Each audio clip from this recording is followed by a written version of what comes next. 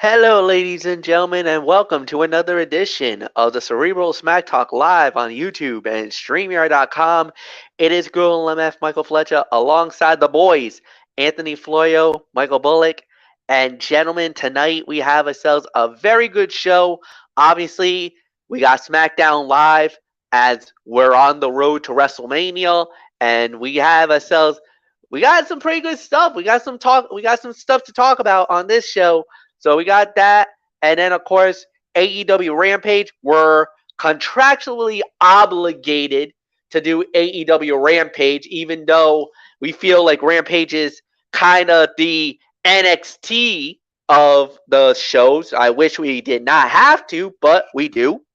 And then tonight, in a very special Mikey's Mindset, I'm going to set the table, y'all, for the RWA Renegade Rumble. Yes, Talking Wrestling TXN will be in the house on Sunday afternoon as myself, Anthony Florio, and Michael Bullock, we all three of us will be at Our Lady of Rosary in Providence, Rhode Island.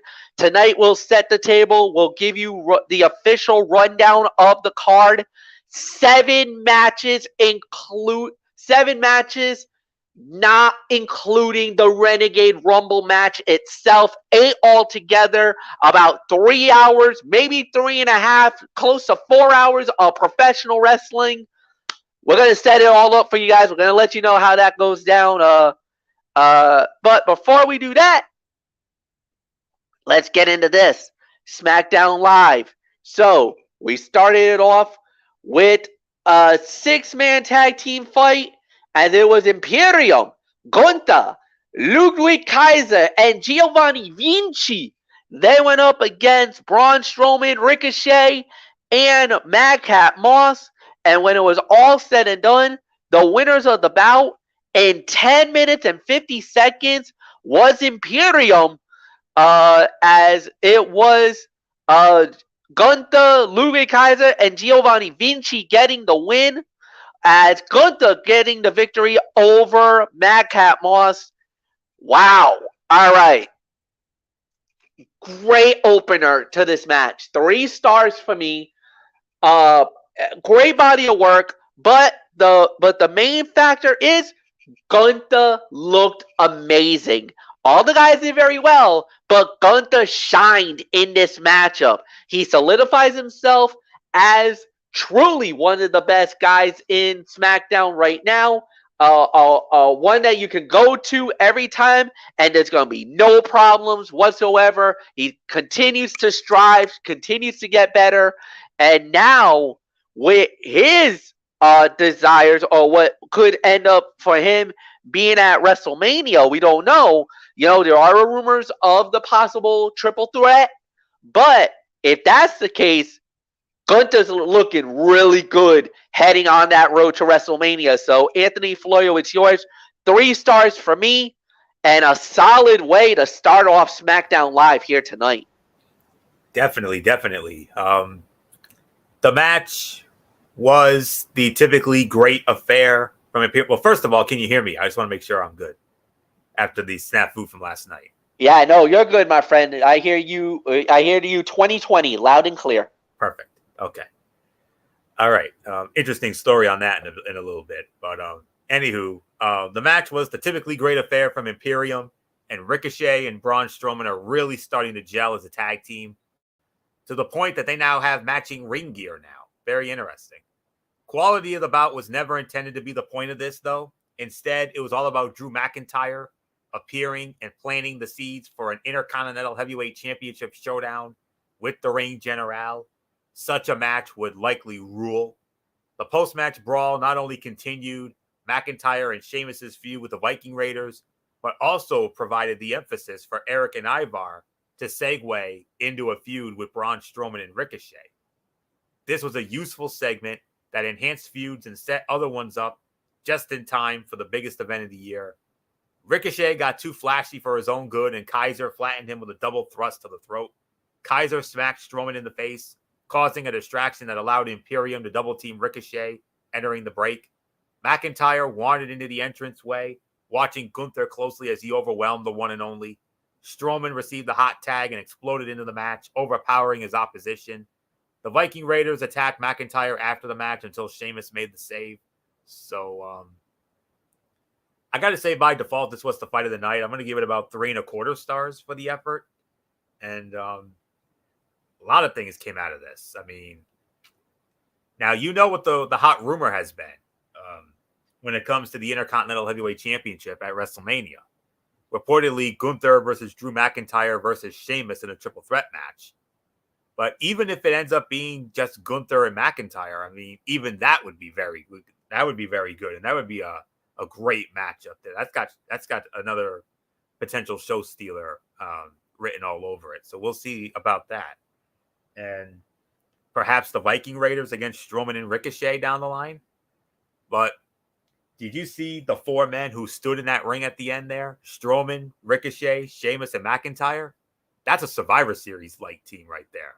I could get behind a team like that. That's a fun team right there, let me tell you. So maybe an 8-man tag, perhaps, on a future SmackDown with McIntyre, Sheamus, Strowman, and Ricochet against the Viking Raiders, as well as Kaiser and Vinci of Imperium, and have Gunther out there. Unless you add Gunther and you make it a 10-man, and then they find another partner. So, but a lot of possibilities here, no question about that. So with that, 3.25 stars. This was the fight of the night for me. So, Michael Bullock, outcome never in doubt. We all knew Imperium was going to win this match, but hey, we saw it during our SmackDown chat tonight, Bullock. Drew McIntyre showed up. And what did we talk about during that? Planting of the seeds, perhaps, for Gunther, McIntyre, maybe Sheamus at Mania? Yeah, it could definitely be planting the seed. Well, right now, it's planting the seeds for maybe just Gunther against Drew McIntyre. We'll wait and see where Sheamus stands with all this. But right now, it's a 3.25 star match, and by default, this was the fight of the night. I mean,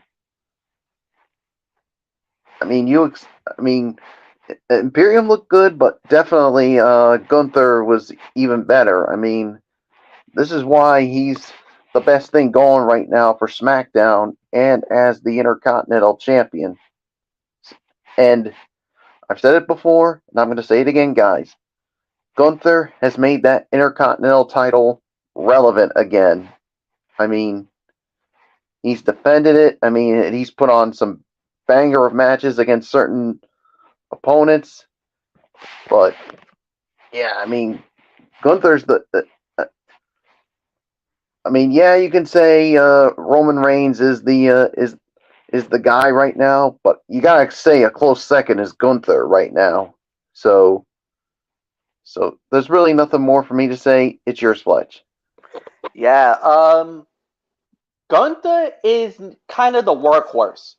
The face of the company is Roman, but if you're looking for that frontline soldier, that number 2, it's definitely the Ring General, Gunther, the Intercontinental Champion. And I know Floyd would love to have him on the Monday Night Raw, but he is a part of SmackDown Live, and as of right now, he ain't going anywhere, bro. I know the draft is coming up. There's a rumored draft after WrestleMania that could shake things up a bit, but until then, he's part of SmackDown Blue. He's part of the Blue brand on SmackDown, and I know Fox would not want to lose him at any point right now. He's too hot. He's too good right now. So we'll see. All right. So next up, LA Knight cut a promo, oddly interrupted by the New Day and Kofi Kingston, and LA Knight had a match, and Kofi wins the match in 12 minutes and 50 seconds. Anthony, it's yours. Actually, I stand corrected. This was the fight of the night, actually. Surprising. The last one was the second best fight of the night. This was the fight of the night for me. I'm going to give this 3.5 stars for the effort. Just give me a moment here. All right. The match was longer than one would expect from the competitors involved, especially considering it lacked any real follow-up. There was no post-match angle, nor did LA Knight get his heat back. It was a seemingly random promo segment that gave way to a seemingly random match won by Kofi Kingston with no real point. Considering we are on the road to WrestleMania, utilizing coveted television time on a match that does not have any real impact on the card is a questionable call. That is unless Triple H and his creative team do have something in mind for New Day and LA Knight. If that is the case, this was a fine enough way to establish conflict. And Xavier Woods, in response to a half-hearted insult by LA Knight, said, "Hey, being nerds made us a hell of a lot of money." And Kofi said, "How did that whole Kofi Mania thing work out for you anyway?" LA asked Kofi, and Kofi said, taking a swipe at the lackluster WWE Championship reign that resulted from his magical Mania moment. And Knight wiped out Woods at ringside, but Kingston took advantage of the distraction, flattening the heel on the floor. So this was a solid 3.5. I'll call this not only the sleeper fight of the night, but the fight of the night as well. And pleasant surprise of a match, even though there was no real rhyme or reason behind it. So that is, like I said, unless Papa H and the creative team have something in store, but we'll have to find out. So we got a long ways to go, though. We got 5 weeks worth of build starting Monday night. So 5 Raws, 5 Smackdowns. So we'll see what happens. So 3.5, 3.25, 3.5. This was the fight of the night for me. So not much more to say here. Michael Bullock, what a match here. Randomly thrown together match. And boy, howdy, these two delivered. Kofi Kingston defeating LA Knight in 12:50, according to MF. So Kofi gets one over on LA Knight. Yeah. 3.5 stars. I mean, yeah, this was the fight of the night. The previous fight was the second best fight of the night. I mean, this was just thrown together, and these two definitely delivered. I mean, I didn't know what to expect from a match that was just thrown together, but these two definitely delivered. So, yeah, there's really nothing more to say. So, MF, it's yours. Yeah, I agree with the 3.5 stars. I agree with the fight in the night, and yeah, I thought it was really good. Well done by everybody involved. And next up, we had was a promo segment by SmackDown Women's Champion Charlotte Flair. She called out Rhea Ripley, but then Dominic Mysterio showed up. So Dom starts going a little tit for tat with Charlotte, and it brought out Rhea, but there was no physical altercation. There was nothing that happened. It was just a little bit of some jawing. But I will say this.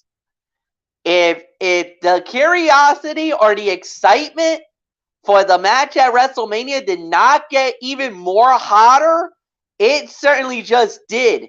As a matter of fact, I can go as far to say that there's a chance, there's a rumor that this match, Rhea Ripley versus Charlotte Flair, could be the main event of night 1 of WrestleMania. Now, there's another match that is also rumored to be the main event of night 1. If that match officially happens, this match might be the main event of night 1, which is rumored the Usos versus Kevin Owens and Sami Zayn for the undisputed WWE Tag Team Championship of the world. Now, never in the history of WrestleMania, except for WrestleMania 2, which I believe this was in, because remember, they had the 3 cities event, and I believe this was the, it was in LA. I believe this was in New York, Anthony, the Nassau Coliseum that was the main event. No. Professor time here, folks. WrestleMania 2, New York main event was Rowdy Roddy Piper and Mr. T in that infamous boxing match. All right. Was it LA, Chicago?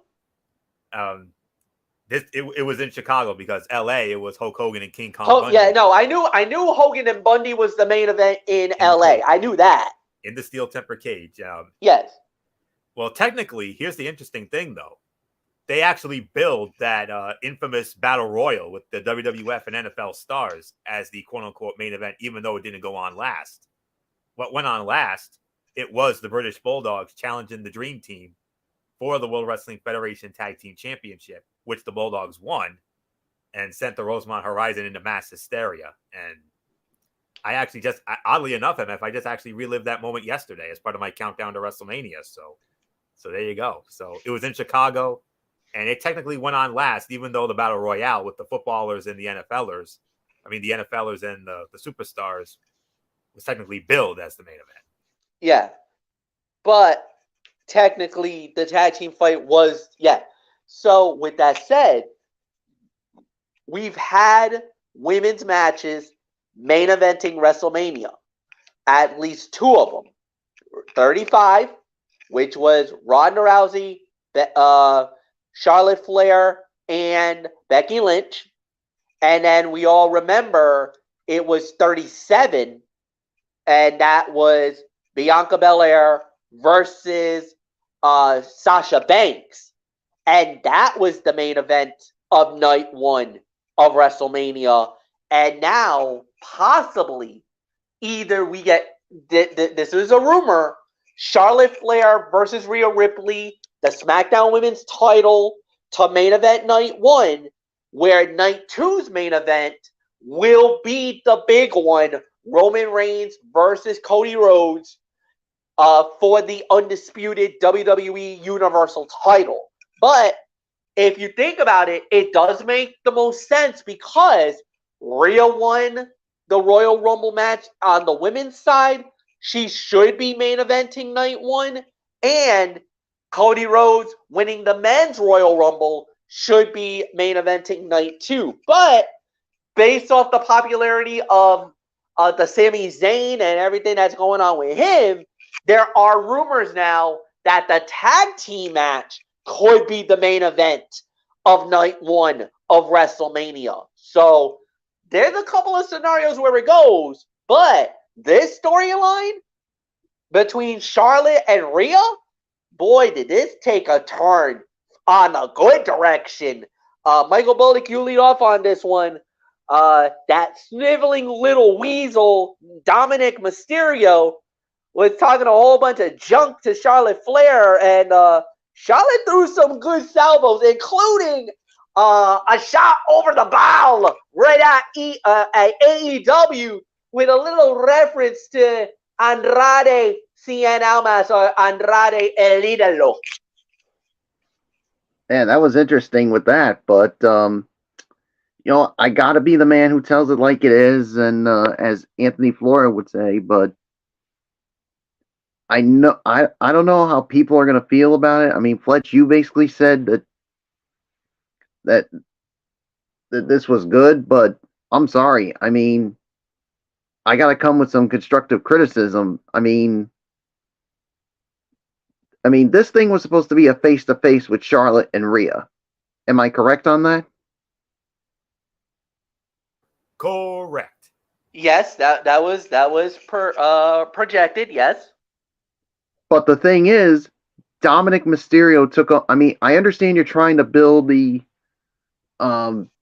It was that X-Pac go away heat, but Dominic took up most of the talking time because the thing is, this was supposed to be Rhea and Charlotte going at. I mean, Dominic did most of the talking here, and all Rhea did was just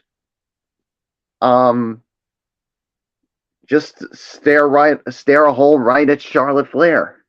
So I'm sorry. I mean, this really didn't do much. Now here's the thing: you still got 6 weeks to continue the build to improve upon it. But I'm sorry, but for tonight, it really didn't do much for me.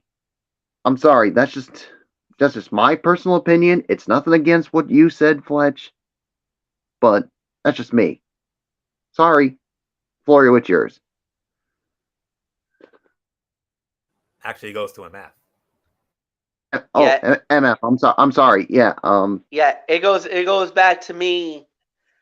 I hate to do this to you, Bullock, but you are 1,000% wrong.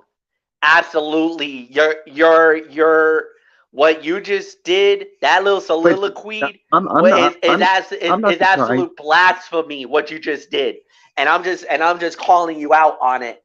I'm not surprised. Look, I'm not surprised. So and the thing is this. Let me just say this. Did you? I know it's a face to face, and I know that's what they promoted. But the thing is this: what he just did was he basically did a Paul Heyman job. He basically hyped up Rhea Ripley, probably better than Rhea could have done herself, even though she doesn't need the help. But he did it in a way that made the fans want to despise him even more. All right, fine. But the thing is that did we need a real talking thing? Honestly, no. But if it serviced what it needed to service, Dominic did what he needed it to do. Rhea did what she needed it to do. And Charlotte, this is why, and I think the reason why they did that was to benefit Charlotte Flair more than anything. So, yes, if they would have done Rhea versus Charlotte, you know the fans would have aligned with Rhea Ripley. None of the fans wants to rally behind Charlotte Flair. So what does Triple H and creative do? You give them the sniveling little weasel, Dominic Mysterio, because that way the fans can't boo Charlotte. The fans can't attack Charlotte or say anything else. And as a matter of fact, she gives a shout out to Andrade. Do you know how many fans are freaking out right now? Saying, oh my God, Charlotte Flair actually put Andrade over more than AEW did. That's exactly what they wanted it to do. And then she shouts out her father, Ric Flair, the legend himself, because his birthday's coming up. And what she did is it made her a sympathetic figure. It made her look good enough where now the fans, not all the fans will be rallying behind Charlotte because come on, it's Charlotte Flair for heaven's sake. But I get where you're coming from, Bullock, but no, this is where you're wrong. Yes, I know they promoted it as a face to face, but honestly, it didn't need to be. What we got here was serviceable enough. It gave us enough that we needed to make this as a passable segment. In my eyes, this was fine. I didn't have an issue with it. I didn't care that Dominic Mysterio was out there more than Rhea Ripley because of the fact that it told a narrative. He talked about all this stuff about how Rhea is. All right, got a little creepy in some moments, but then Charlotte came right back at him talking about the Latino thing, and even some guys was like, man, Andrade's Spanish. He really worked the Spanish on Charlotte. She did a really good job with the Spanish. So obviously, she's got some of that stuff now. It got better. It was fine. It was like I said, it was serviceable. It worked in certain areas. It didn't need to be a home run. I get it. But what they did, I disagree with you, Michael Bullock. I know where you're coming from, but you're totally wrong. Your premise is totally twisted here. But like I said, it's fine. Nothing more to say. Florio, it's yours. All right. It's an agree to disagree here.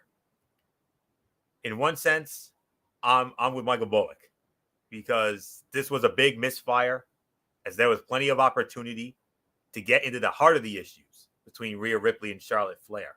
That being the loss in 2020, WrestleMania 36 in the Performance Center, by this year's Rumble winner and her quest to avenge that defeat. Instead, it was an excuse to highlight Prison Dom, someone who will fit somewhere on the card. Well, I think we all know where that's going to be, obviously, with his father. but damn sure should not be in a position to take the heat off the Queen and her number one contender. Surprisingly ineffective segment. That's where I agree with Bullock. Where I agree with MF is, MF made a great point as well about Charlotte. Because let's be realistic, Charlotte Flair is much better as a heel than a babyface. I mean, she's really trying with this. She really is. But the fans are still not buying it. And Dominic, who's a walking heat magnet nowadays, and using him here, it was effective in that regard. So, yeah, and of course the notable highlights, obviously, Charlotte, when she says, "I have a real Latino man at home who calls me mommy," with a much thicker accent. And that was Charlotte insulting Dominic and referencing her husband, Andrade El Idolo, all at once. And she said, "Unlike you, Dom, I love my dad. He's 73. Well, actually, he'll be 74 tomorrow. Happy early birthday, Dad," as Charlotte paid homage to the two-time Hall of Famer, the Nature Boy, Ric Flair. So, and you definitely heard the woos from the crowd during that. So, yeah. But when it comes to you guys, I'm not going to take one side over the other because I agree with both of you. I agree with Bullock in the sense that it was ineffective because of the Dominic thing, because they promoted it as Rhea Ripley. But I agree with MF because MF made a great point about Charlotte and the heat that she gets, because we all know Charlotte's so much better as a heel. But, they definitely got her over as a face tonight, and that was mainly because of Dominic. So it was an effective use of Dominic because we all know he's got that X-Pac go-away heat, like I told Bullock during our chat tonight. So it's a 50-50, agree to disagree. I agree with both of you guys. You both made valid points. So, but we got plenty of ways to go here. We got five more Smackdowns. Who knows? Maybe some of this could carry over into one of the 5 future Raws coming up. I don't know. We'll have to wait and find out. So, but it was a 50-50 segment. I'll put it that way. It was a 50-50 segment. So, a segment that had a chance to be really good. It was a little disappointing, but it was solid, not overly spectacular. So, I'll put it to bed. So with that, MF, we got plenty of time to build it up. Maybe a small misfire tonight, but we got 5 weeks. Don't worry. They'll get their heat soon enough. I believe it. Oh, yeah. So, nothing more to say. Next up, we had a short match. It was Shayna Baszler versus Natalya. Shayna Baszler winning the match in 2 minutes and 55 seconds. We're not going to really need to talk about that. Then we had the Firefly Funhouse, which was fine for what it was worth. Then we had Rey Mysterio versus Karrion Kross. Karrion Kross winning the match in 8 minutes and 40 seconds because of Dominic getting involved yet again. Well, it's probably going to lead, like we said, this is probably eventually going to lead to the match at WrestleMania. Karrion Kross getting a nice win. It didn't really do much in the way of anything else. So, yeah, really nothing more to add here. Anthony, I'd probably say maybe 2 stars, and that's really it. So, it's yours. 2.5 for me.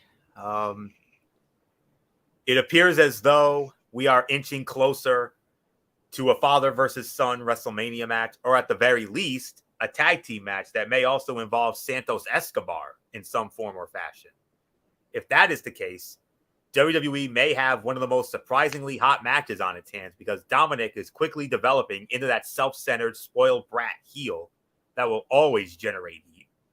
And putting a beloved babyface like Rey opposite him with the very real element of father versus son, presumably at WrestleMania, and you have a potential blockbuster on your hands here, no doubt about it. Kross sidestepped Mysterio and sent him crashing to the floor. Wade Barrett put over Karrion Kross's long history of competing against luchadors in Mexico. Scarlett interfered, providing a distraction that allowed Dominic to come out from out of nowhere and cut off a 619 and then dare his father to do something.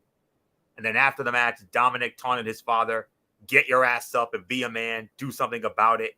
He pie-faced the legendary competitor who finally bowed up to Dominic but refused to let his emotions get the best of him. He left while Dominic continued to taunt from the squared circle. Match was 2.5. But yeah, the big question is, where does Santos Escobar lie in all of this? Because of the show of respect that he and Ray had in a backstage segment on one of those exclusive.com videos a couple of weeks or so ago. So there's definitely it could lead to a potential face turn for Legado, perhaps. We'll have to wait and find that out. But or could it lead to something else? I don't know. But one thing is for sure, MF. There's one thing for sure, and that is, well, MF and Bullock. There's one thing left for sure, gentlemen. It's for all intents and purposes, we're definitely getting only the second, keyword second, father versus son match in WrestleMania history. We all know what the other one was. Vince and Shane. Vince McMahon, Shane McMahon. The infamous street fight at WrestleMania 17.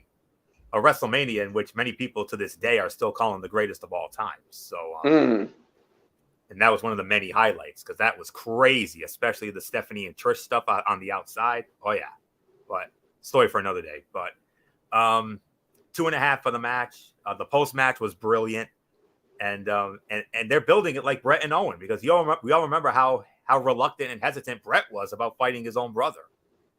They're doing the same thing with Ray and Dominic. They're doing the same thing with Ray, because he's very reluctant. He doesn't want to fight his son, but eventually Ray will finally, the emotions will finally get the best of Ray. He'll go after Dom, and then we have ourselves father versus son 2 at WrestleMania, only behind Vinnie Mac and Shane. So, but anyways, 2.5 for this. So, Michael Bullock, you made a great point during our SmackDown chat. You talked about how Michael Cole said that Ray should be commended for the restraint he showed, despite Dom throwing his absolute worst at him.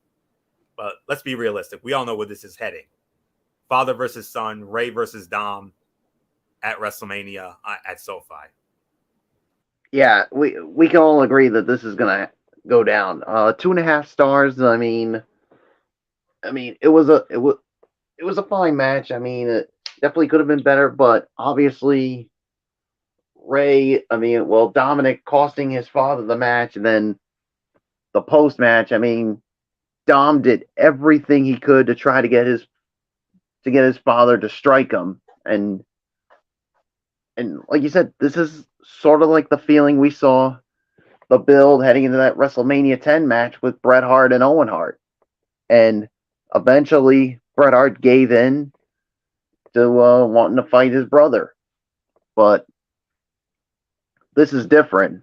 This is a father and a son here, and somehow, and I got this funny feeling, and I don't know how you guys are going to feel. I got a feeling Dominic's going to do something so dastardly, so disgusting, to the point that his father will give in and will get that match at WrestleMania. He might have to cross the line and maybe has to do something to Aaliyah, maybe have to do something to his mom or to his daughter or to his sister. Or not just Dominic, but mommy Rhea Ripley might. I mean, maybe have both of them threaten to attack Aaliyah,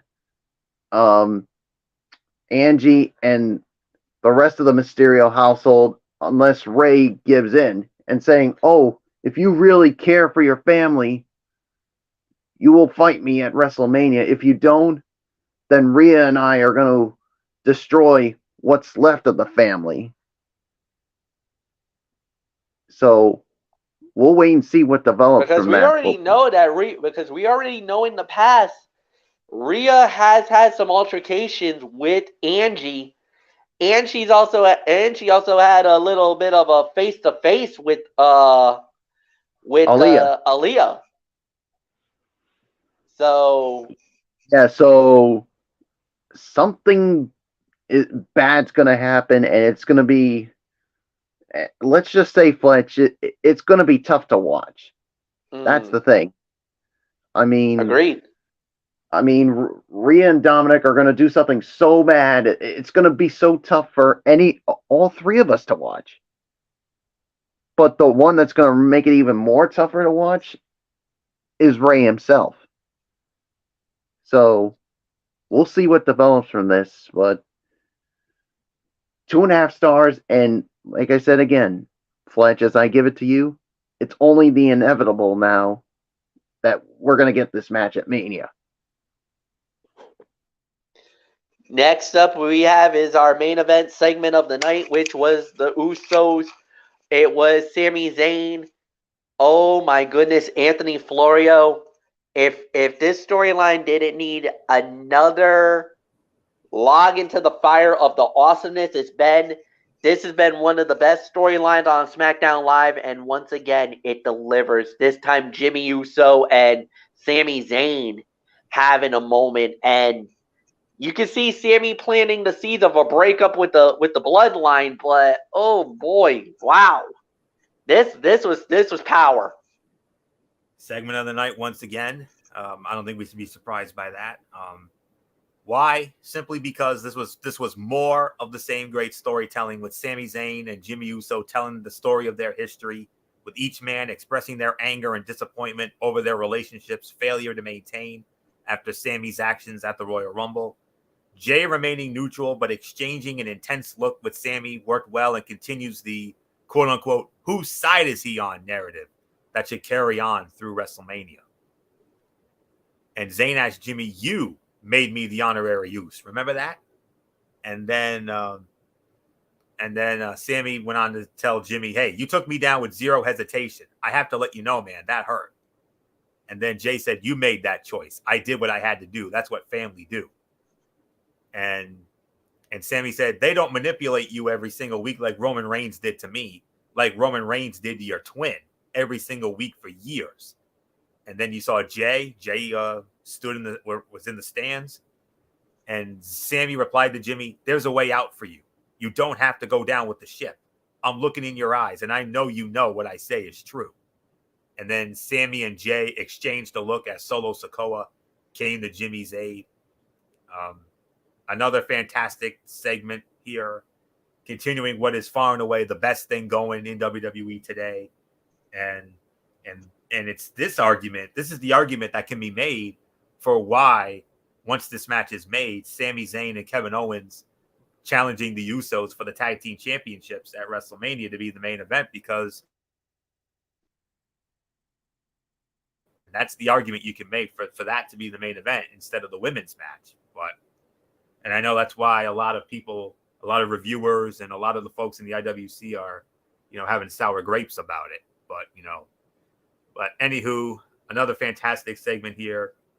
But business is damn sure going to pick up next week at the Capital One Arena in Washington, D.C., because Roman Reigns will be in the house next week. And and with Roman there, I got a feeling this is where the heat's going to intensify. This is where we're going to, I think this could be where the build up, this is where the build is going to, this is where all the tension is finally going to explode.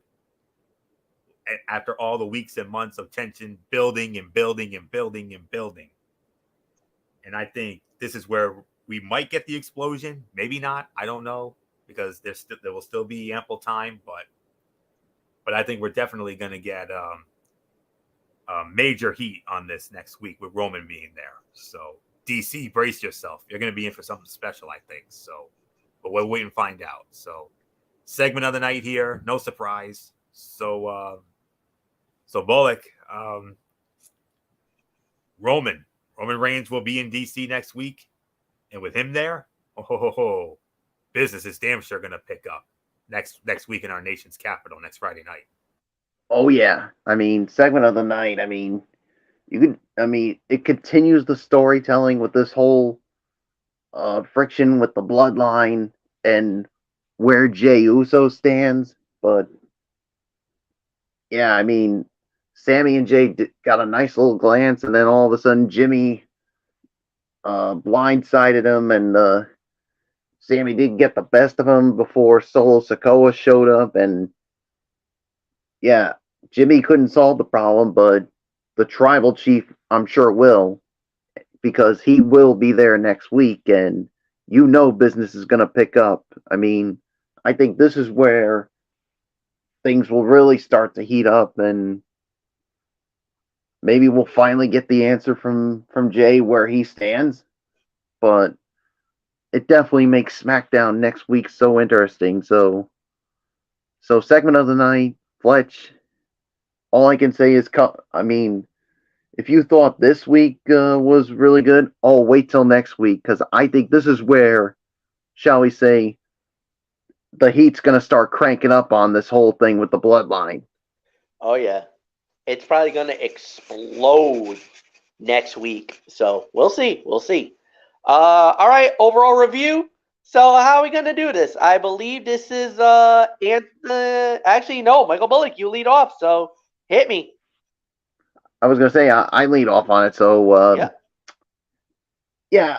I'll give this about maybe 6.5 is, I think, the correct rating for this. I mean, you had the LA Knight and LA Knight and the 6-man tag, LA Knight and Kofi Kingston and the 6-man tag as the top two fights of the night. You had some. I mean, the Rey Mysterio Karrion Kross match was good, but could have been better. Worst fight of the night was obviously Natalya and Shayna Baszler. I mean, you had some good segments. I mean, there were one that was good, one that definitely could have been better. So I'll give this about maybe 6.5, maybe teetering on 7. So it is yours, Fletch. Yeah, I'll say it was a good show. I'm not gonna call it great. It was good. I'll give it 7 out of 10. I think they did all right with it. So I really got nothing more to say. Nothing bad. So yeah, 7 out of 10. And yeah, it's all yours. So Anthony, final say before we get into the AEW Rampage. 6.5 to 7. Solid show, not overly spectacular. You had two good matches, one solid, okay match. You did have a dud with Shayna and Natalya. That was a dud, I'm sorry to say.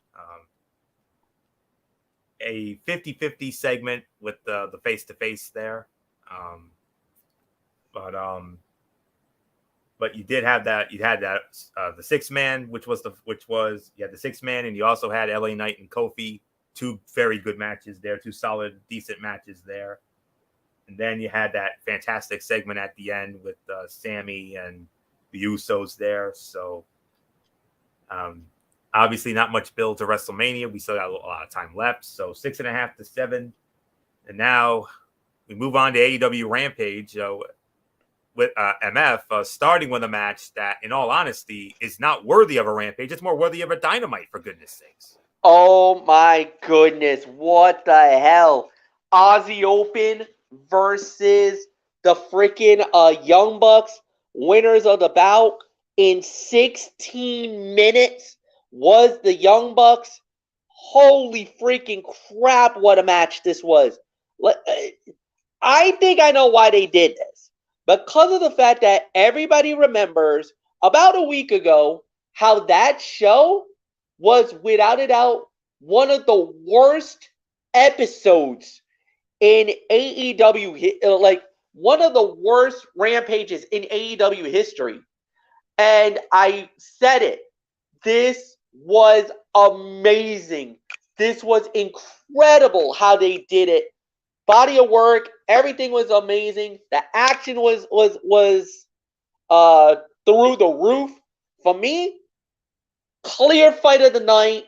Almost 3.5 to 4, and the Young Bucks winning it in 16 minutes and 15 seconds.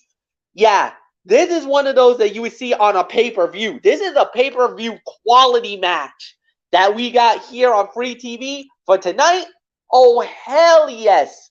Thank you, AEW. And I know why they did it. They got desperate because of the fact that last week's Rampage was considered the lowest rated Rampage in the history of the company. They needed a starting point, and they got it. Anthony, it's yours. Solid 4 stars. This was the fight of the night. Absolutely. These two teams have some history between them, so this felt a bit more personal than the average tag team match. The announcers did a good job making sure fans who are not familiar with Aussie Open know why these duos don't like each other. This was an energetic performance from all 4 men. They did an excellent job keeping up the quick pace without feeling like they were underselling each other's offense too much. Aussie Open looked great, but they were unsuccessful in this one. The Bucks scored the win with the BTE trigger. House of Black appeared at ringside after a quick blackout, but they disappeared just as quickly. It's nice to see Kenny Omega at ringside to support his partners. We don't get him in a lot of segments in which he is not the focal point, so that was a nice change of pace. Body slamming 2 people at the same time is incredibly impressive. Davis is amazing. Most of the double team spots in this match look great. That is the kind of chemistry you get when you have 2 veteran teams in the ring together. Davis wiping out Matt to put a stop to his hot tag before it even got going was hilarious. And then setting up Davis so he ended up pile driving his own partner was a creative spot. And gentlemen, it is official. A week from Sunday, March 5th, Revolution, it will be Kenny Omega and the Young Bucks defending the AEW Trios Championships against the House of Black in what we have as another show stealer potential. So with that, 4 stars, fight of the night for me. So not much more to say here. Michael Bullock, wow. This is a match that I think that we could definitely would expect to see more of on a Dynamite or even a pay-per-view. But these 2 teams on a Rampage, what a treat! What a surprise! And what a treat indeed. I mean, yeah, this is a match that should be on Dynamite, but like Fletch said, I mean, because of how Rampage was last week, they had to do something to make up for it. And boy, howdy, this was the way to go. 4 stars, definitely the fight of the night. I mean, what a match between these two with the Aussie Open and the Young Bucks. I mean, and now it is official for the Trios Championship. It'll be the Elite against the House of Black. That's going to be another show stealer there. So nothing more to say. Let's move on, Fletch. All right. With that said, we after that epicness that we had, then we had Willow Nightingale going up against Toni Storm. Toni Storm winning the match in roughly 8 minutes. Anthony, it's yours. 2.5, 2 3/4 of a star. This match was all about continuing to establish Toni Storm and Saraya as heels, which is easy to do with an opponent as lovable as Willow Nightingale. They were given a decent amount of time to work and made the most of the time they had in the ring. After a distraction from Saraya, Storm was able to hit her finisher to get the win. Before they could spray Willow with the spray paint, Ruby Soho and Jamie Hayter made the save to run them off. Storm's hip attack looked painful for Willow, and Hayter had to slow down so she didn't catch Saraya before they made it around the ring and back up the ramp. So this was about a 2.5, 2 3/4 star match. Outcome never in doubt. We knew Toni Storm was going to win this match, and it adds some more heat to what's quietly becoming maybe the best women's storyline in the short history of AEW here, with the originals against the outsiders, if you will. We know where it's leading, so we'll wait and see what happens. So we already know where the next chapter is. The next significant chapter will be at Revolution, when Jamie Hayter defends the women's championship against Toni Storm and Ruby Soho, or I should say Ruby Soho and Saraya. And I was going to say it's Saraya. Yeah. You got caught up. That's all right. Yeah, honest mistake. Yep. Jamie Hayter, Ruby Soho, Saraya, 3-way triple threat at Revolution for the women's championship. And it'll be very interesting to see what happens in that one. That's got sleeper fight potential right there. So we'll wait and find out. So 2.5, 2 3/4 for this. So Bullock, the best angle when it comes to the women so far in in the short history of AEW takes another turn here tonight. Oh yeah, I mean, especially with this ongoing thing with Saraya and Tony Storm. I mean, right now they're playing this whole heel thing really good, and basically whoever they beat, they're trying to brand an L on them, calling them losers. Basically, as they've said, they're not here to make friends. They're here to take over the women's division in AEW. But Jamie Hayter and Dr. Britt Baker, I'm sure, going to have something to say about it. And we all know where this is leading to. It's the outsiders against the originals, and I think it's going to go down at blood and guts. I mean, that's how I see this going down. So, 2.5, 2 3/4. Nothing more to say. It's yours, Fletch. Yeah, all right. So, next up we had was, the return of the Murder Hawk Monster, my boy. Lance Archer came back. Everybody dies. And sure enough, poor Bryce Saturn, he's dead tonight. Dead as a doornail. Lance Archer winning the match in 1 minute and 45 seconds. We don't really need to talk about that one. And then, yeah, you already guys know it is time for the main event. And it was Action Andrade versus Sammy Guevara.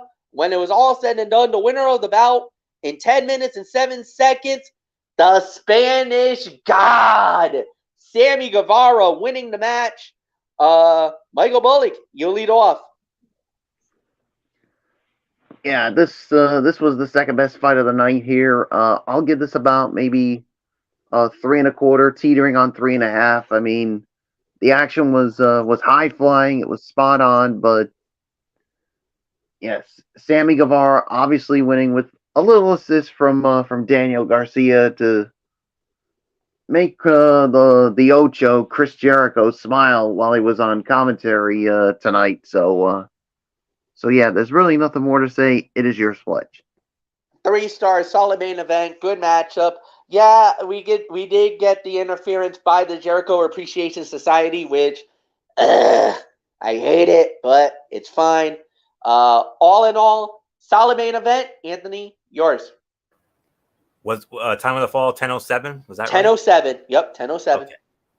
3.25, second best fight of the night. This was about Action Andretti trying to prove that his win over Chris Jericho 2 months ago at Winter is Coming wasn't a fluke. But it also felt like a game of one-upmanship. Both men wanted to hit the most impressive move, so they kept upping the ante. The placement of the final commercial break was a little too close to the end of the show, but it didn't do anything to ruin the final sequence. Easily the best performance Action Andretti has had in AEW so far. But Sammy Guevara deserves a lot of credit for bringing the best out of him. And after a few close calls, Guevara scored the win with the GTH after some outside interference from Daniel Garcia. Garcia is so much better on the mic than he was when he first got to AEW. Maybe working with Jericho has actually helped him. And it felt like this episode had a lot more interviews and backstage segments than usual. It didn't look like Sammy Guevara was supposed to go all the way to the floor. When he was clotheslined over the top rope, he recovered well, but it seemed like he was supposed to land on his feet. And the way Andretti lifted Guevara off the mat for a Falcon Arrow was an impressive feat of strength. And the running drop kick Andretti used to send Guevara into the corner looked awesome. So yeah, 3 to 3.25, second best fight of the night. MF, I know you hate that JAS interference, but you're not going to have to worry about that at Revolution.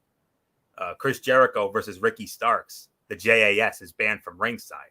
So we'll get into that next Friday night when we preview Revolution on this show next week. So 3 3.25 overall review time. I'm going to say this. This was a far better Revolution than we had in recent weeks. This was, without a doubt, one of the better rampages. Going into this, we were thinking, whatever, blah, blah, blah. But last week was the worst show, the worst one yet. This one, far better. I'll go as far as say 6.5, close to 7. I thought they did a good job. I thought they did an excellent job. One bad match. You had a banger to open you had an all-right main event, and then you had a pretty decent, women's match with Toni Storm and Willow Nightingale. So, I mean, all in all, it was actually a pretty good AEW show. So, yeah, Rampage turned it around. Hopefully, the ratings are better than they were last week, because lowest rated AEW Rampage, and it got slaughtered by a lot of the fans in social media. So this one was a lot more better this week. So yeah, 6.5. Florio, it's yours. I'll give it a solid 7. The fight of the night obviously was the opener with the Young Bucks and Aussie Open. You had a solid main event with Sammy Guevara and Action Andretti. The women's match, that was solid as well. We had one dud, which was the Lance Archer squash. By the way, great to see Jake the Snake back with him. I mean, by the way, Jake the Snake Roberts, this Sunday night, A&E, they do these biographies on Sunday night, and this Sunday night it'll be the story of Jake the Snake Roberts. So that's going to be a very interesting watch come Sunday night as part of A&E Superstar Sunday. So just wanted to get that quick little plug in there. So solid 7 for me. Halfway decent Rampage, and that's all there is to it. So Michael Bullock, take this home, and then MF will set the table for the big show that we're going to be seeing on Sunday evening, RWA Renegade Rumble. Yeah, 6.5 to 7 for me. I mean, definitely better than last week's Rampage. So you pretty much said everything. So Fletch, it's time for the Mikey's Mindset and your preview of the event we're going to be going to on Sunday evening. It is going to be the Renegade Rumble. It's going down Sunday night, 5 p.m. from Our Lady of Rosary Church in Providence. And let me tell you guys, this is going to be an event, to say the very least. So, how's this going to play out? Well, we have 7 matches before we get to the Renegade Rumble. So, we start off with a one-on-one fight. The leader of the Dirt City Murder Crew, former RWA World Champion, the gatekeeper of the RWA, the Ace Mike Montero. He's going one-on-one with Frankie Bones. That's a one-on-one matchup. Then, also in a one-on-one matchup, we're going to have Harry Brooks. He's going to be going one-on-one with the strongman of the RWA. Yes, former Olympian former Olympian of one time, my good friend Theodore J. Liptington. He's looking to hoist somebody on Sunday. One of the coolest dudes, guys. He's got a unique story to tell as well. You're gonna get a good kick out of him. You're gonna enjoy him. So then after that, we also got another one-on-one match. Nick Marchand, he's going to go one-on-one with the insane Dick Lane. These two guys are former RWA world champions. These guys both held the belts at one time in their careers. So this will be a very good matchup. Winner maybe rising up to the level where maybe a future title match down the line for the winner of this one. Well, we'll see. Then we have ourselves we got some big matches after this. Then we have Danny Anthem versus Coach Will. The rivalry has gone back and forth with them. Each man have one win. This is the rubber match. But there's high stakes in this rubber match. And that's this. If Coach Will wins this match, he gets 5 minutes with that trifling, pathetic piece of garbage individual known as the RWA Commissioner, David Morales. If he doesn't, if Danny Anthem loses, then Coach Will have no choice but to join Morales' squad. Trust me, that is not what I want to see, personally. Now, after that, we have a triple threat match between Shady Shay Cash, the Right Stuff, Stephen Lust, and the Riot, Kellen Thomas. The winner of this match will become the number one contender for the RWA World Heavyweight Championship. It will be a future title match for that opportunity. Then, in it, not only that, we got 2 title fights on this fight card. Title match number 1. It's the New Gold Order. It is the Funny Man, Devin Blades, and the Mind Eraser, Mike Grassa. They will be going up against the reigning, defending, undisputed Renegade Wrestling Alliance's World Tag Team Champions, Sean Leader, the Tom Billington, the Losers. They are going to be putting the titles on the line. And that was an interesting moment, actually, to say the very least, because a few days ago, Tom Billington just watching some classic RWA, and T Phoenix, oh, by the way, the Imperial Grand Poobah of the RWA, the owner, the GM, the face of the RWA, he's like, you know what, Tom? I want to take the belt because, I want to do some promotional photos just in case if the New Gold Order wins the tag belt. Tom wasn't having it one bit. He's like, there's no need for that. We're not losing these belts. Get out of here. Get out of here. Okay. Point noted, point taken. So, we'll see how that plays out. And then, in the main event, before we get to the Renegade Rumble, it is the RWA World Heavyweight title on the line. Teddy Goods gets the golden opportunity. He will get to face off against the man, the leader, the new leader, the leader of the Young Guns, the man who's holding the mantle of the Phoenix Legacy, and more importantly, the undisputed, brand new Renegade Wrestling Alliance heavyweight champion of the world, AJP, AJ Phoenix, gets to fight him one-on-one, title on the line, and then the main event of the show, and the reason why we are going to this, the Renegade Rumble. If you've never seen a Renegade Rumble and this is your first time, best way to describe this, it's practically like the Royal Rumble match. 2 individuals will start the Rumble in the ring.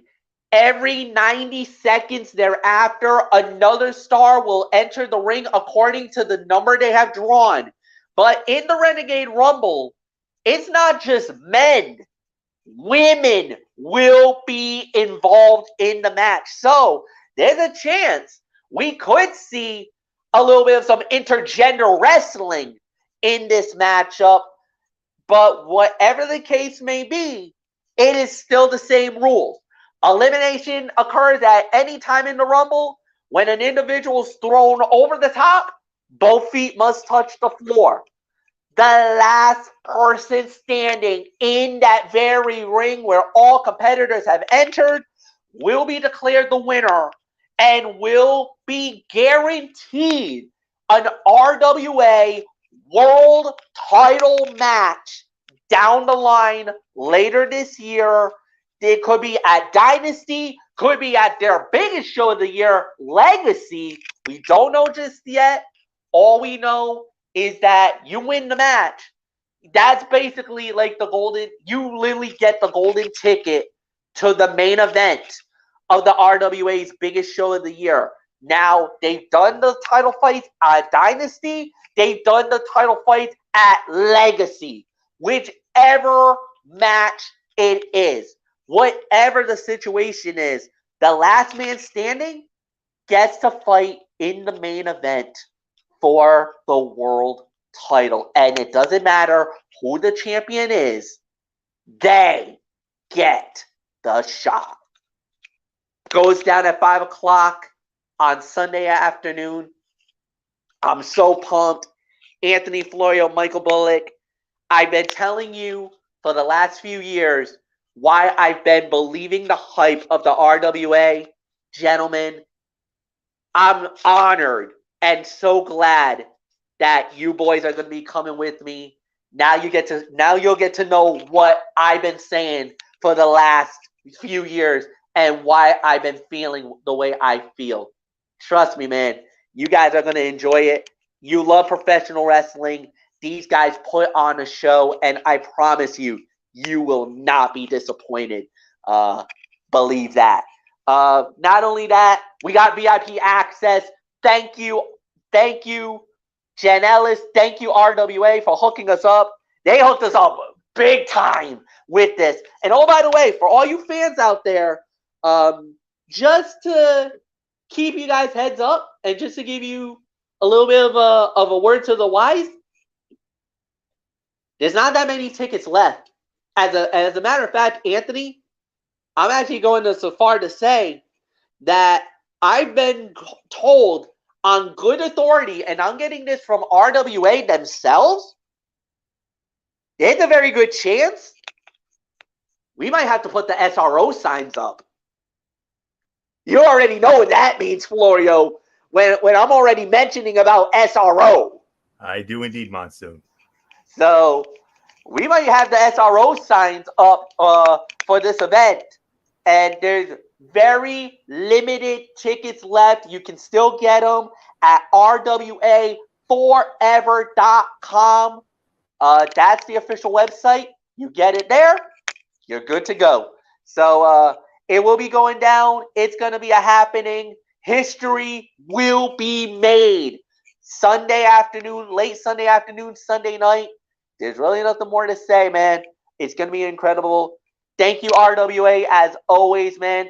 And for you guys to do what you guys have been doing, for us to be there, it's an honor, it's a privilege, and I cannot wait to be there and to witness this. And yeah, that's it. So we're out of here. We'll see you guys on Monday for another edition of Ridiculously Raw, hosted by Anthony Florio. And until then, for Michael Bullock, for Anthony Florio, I'm Good MF, Michael Fletcher. For all you RWA fans, cannot wait to see you guys on Sunday night. Yo, come on down, say hey to us. We will be in the building, guarantee. Until then, have a good night, everybody, and so long for now. Bye-bye.